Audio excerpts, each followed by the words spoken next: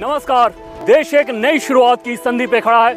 125 करोड़ से ज्यादा हिंदुस्तानियों के स्वाभिमान और संप्रभुता की प्रतीक भारतीय संसद बदलने जा रही है। आजादी के 75 साल बाद हम भारत के लोग संसद के लिए नए भवन को अपनाने जा रहे हैं। इस वक्त मैं जहां खड़ा हूं, इसे रायसीना हिल्स कहते हैं। इसके दाहिने हिस्से को साउथ ब्लॉक, जहां प्रधानमंत्री बैठते हैं, देश का रक्षा मंत्रालय और देश का विदेश मंत्रालय। दूसरी तरफ नॉर्थ ब्लॉक कहते हैं, जहां देश के गृह मंत्री और वित्त मंत्री बैठते हैं। और मेरे ठीक पीछे आप राष्ट्रपति भवन देख रहे हैं और सामने के हिस्से में इंडिया गेट। यहाँ से बस कुछ मीटर की दूरी पर संसद भवन की पुरानी इमारत है। अंग्रेजों ने ये भवन ऊंचाई पर इस लिहाज से बनाए थे क्योंकि उन्हें ऐसा लगता था वो ऊंचे हैं और भारतीय नीचे। लेकिन अब इतिहास बदल चुका है। सत्ता के प्रतिष्ठान ऊंचाई से धरातल पर आ चुके हैं और हमारे ठीक पीछे आप देख सकते हैं संसद की नई भवन लगभग तैयार हो चुकी है।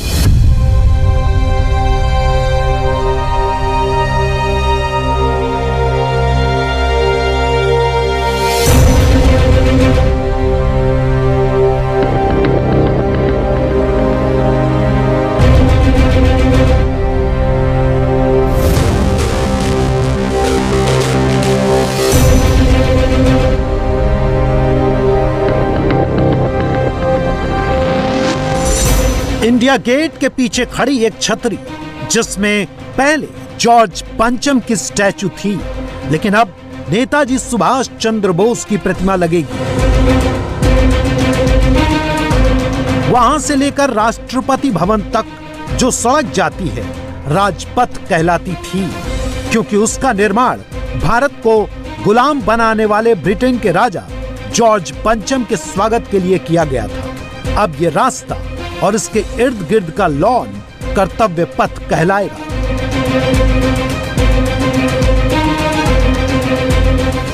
दुनिया में सिर्फ 3 देश ऐसे हैं जिनके पास राजधानी की पहचान बनने वाला सेंट्रल विस्टा है।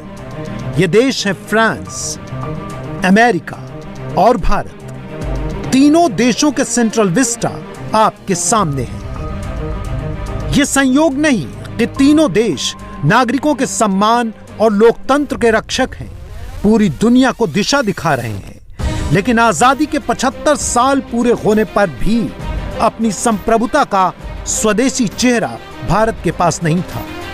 भारत अंग्रेजों के बनाए भवनों से पहचाना जाता है, लेकिन भारत के पास अपने गौरव का सिंगनाद करने वाला भवन नहीं था।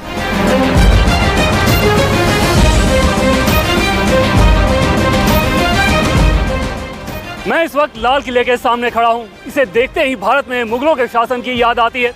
पूरी दुनिया में इमारतें उसके शासकों का पता बताती है। इतिहास इमारतों से याद किया जाता है। इसे दिल्ली के 1000 साल के इतिहास में गुलाम, खिलजी, तुगलक, सल्तनत, लोधी और मुगलों को उनके भवनों के मार्फत जाना जाता है। अब भारत को भी उसके भवन के मार्फत पहचाना जाएगा। सेंट्रल विस्टा उर्फ कर्तव्य पथ करीब 3.5 किलोमीटर लंबा इलाका है, जिस पर हम अब तक 26 जनवरी की परेड देखते आए हैं।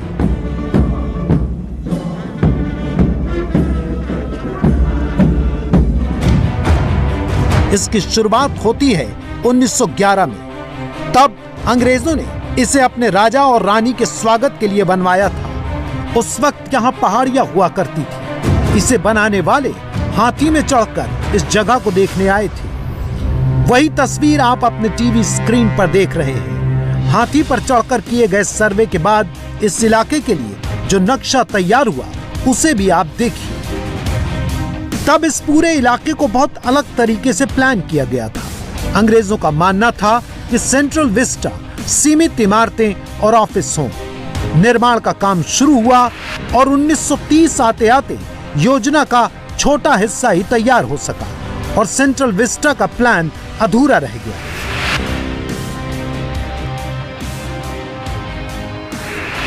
तब जो चीजें बनी उनको नक्शे की मदद से समझें तो Rashtrapati Bhavan, south block, north block, नीचे उतरने के साथ सड़क के दोनों ओर लॉन और कनाल बनाए गए थे। रायसीना पहाड़ी के बगल में आज की संसद और उस समय की सेंट्रल लेजिस्लेटिव असेंबली तैयार की गई थी। अंग्रेज चाहते थे कि असेंबली का शेप तिकोना जैसा हो, लेकिन आर्किटेक्ट ल्यूटियन ने उसे गोल बनाया।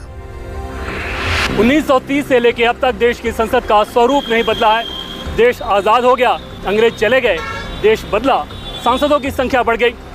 150 की जगह में 545 सांसद बैठने लगे, लेकिन जगह नहीं बदली। एक आज़ाद संप्रभु राष्ट्र अंग्रेजों की निशानियों से आगे नहीं बढ़ सका। बहुत मुश्किल से 1968 में इंडिया गेट के ठीक सामने वाली छतरी पर जहां किंग जॉर्ज पंचम की स्टैचू हुआ करती थी, उसे जाकर हटाया गया और अब जाकर वहां पर नेताजी सुभाष चंद्र बोस को जगह मिली है।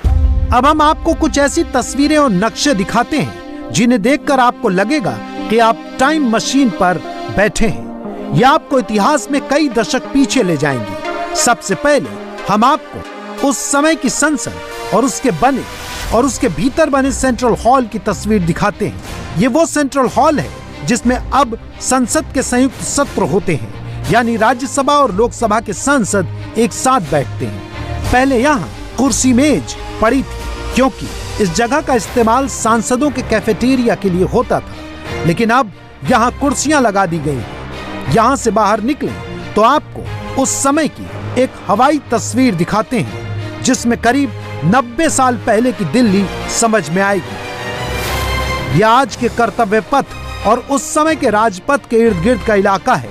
यहाँ 1930 के आसपास के निर्माण की स्थिति देखिए कितना कम है और आज की हालत क्या है, इसे आप इन दो तस्वीरों को आमने सामने रखकर समझ सकते हैं। 1947 तक द्वितीय विश्व युद्ध के दौरान अंग्रेजों ने सेंट्रल विस्टा इलाके में बड़ी संख्या में बैरक्स बना दिए। इसमें सैन्य अधिकारी रहते थे। ये अस्थायी निर्माण थे, लेकिन धीरे धीरे सेंट्रल विस्टा में जो चीज़ किसी और वजह से प्लान की गई थी वो गैर जरूरी चीज़ों से भरने लगी। लोगों की भीड़भाड़ बढ़ती गई, रेहड़ी और पटरी वालों का भी जमावड़ा हो गया। समय के साथ साथ सेंट्रल विस्टा एवेन्यू एक बड़े पब्लिक प्लेस के तौर पर तब्दील हो गया। दिल्ली के रहने वाले लोगों या फिर दिल्ली आने वाले पर्यटक बीए चौक के लॉन से लेकर सामने इंडिया गेट तक के लॉन में भारी भीड़ इकट्ठा होने लगी और इस भीड़ को कोल्ड ड्रिंक्स, पानी, चिप्स, मुरमुरे वगैरह सप्लाई करने के लिए दुकानदारों की फौज इकट्ठा हो गई। इससे गंदगी यहाँ पे बढ़ने लगी। आतंकवाद की चुनौती का सामना करने के लिए अस्थायी पुलिस चौकी बना दिए गए। हर साल 26 जनवरी को यहाँ पर परेड होता है। उस परेड के रिहर्सल और उसकी पूरी तैयारी के लिए ज़बरदस्त खुदाई का काम चलता था और परेड के दौरान हो या फिर रिहर्सल के दौरान यहाँ पे भारी भीड़ इकट्ठा होती थी। इन सारी वजहों से देश की राजधानी का सत्ता का मुख्य चेहरा बिगड़ते गया।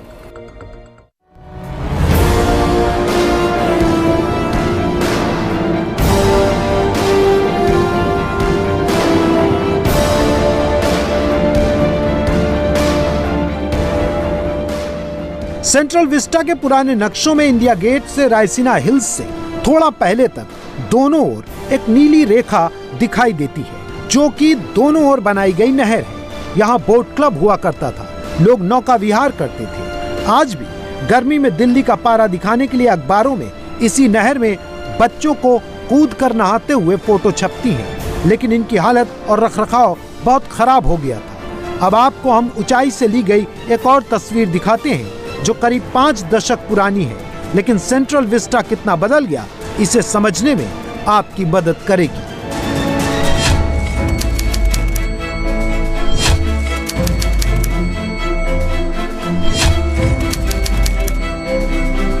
सेंट्रल विस्टा में अगर बारिश के दिनों में आए तो जगह जगह जामुन खाने को मिलते हैं। गर्मी के दिनों में बड़े पेड़ों की छाव। जब संसद भवन की नई इमारत और सेंट्रल विस्टा बनाने का काम शुरू हुआ तो इन बड़े पेड़ों को बचाना एक बहुत बड़ी जरूरत थी, क्योंकि समय के साथ ये तैयार हुए थे।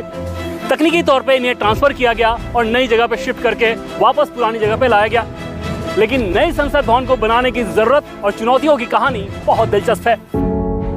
2026 तक संसद में सांसदों की संख्या नहीं बढ़ाई जा सकती, जबकि जनसंख्या के अनुपात में सांसदों की संख्या बढ़ाने की जरूरत है।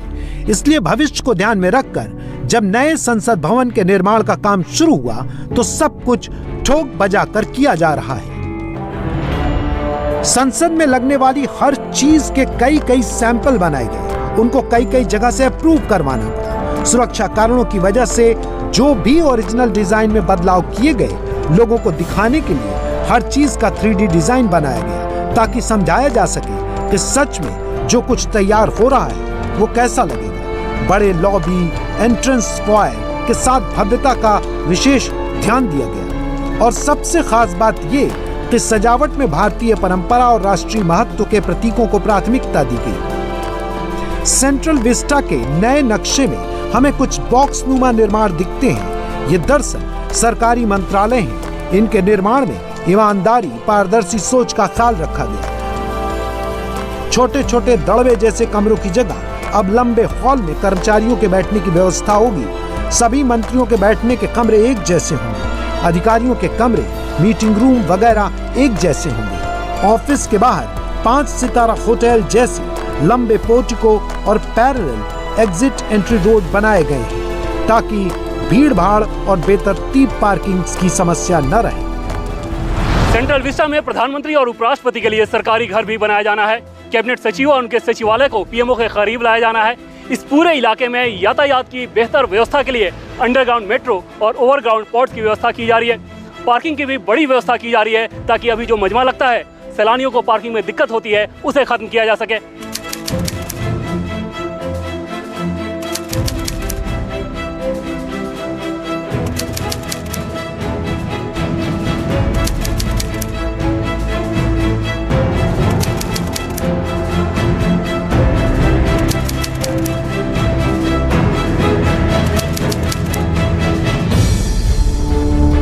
सांसदों को नई संसद मिल रही है और कार्यपालिका को न्यू एज मंत्रालयों के भवन सिस्टम को पास लाया गया है, जिससे फैसले लेने में आसानी हो।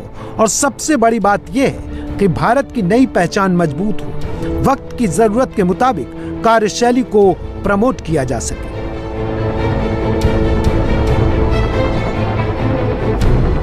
नई संसद के बाद पुरानी संसद का क्या होगा? नई इमारतों के बनने के बाद पुरानी इमारतों का क्या होगा?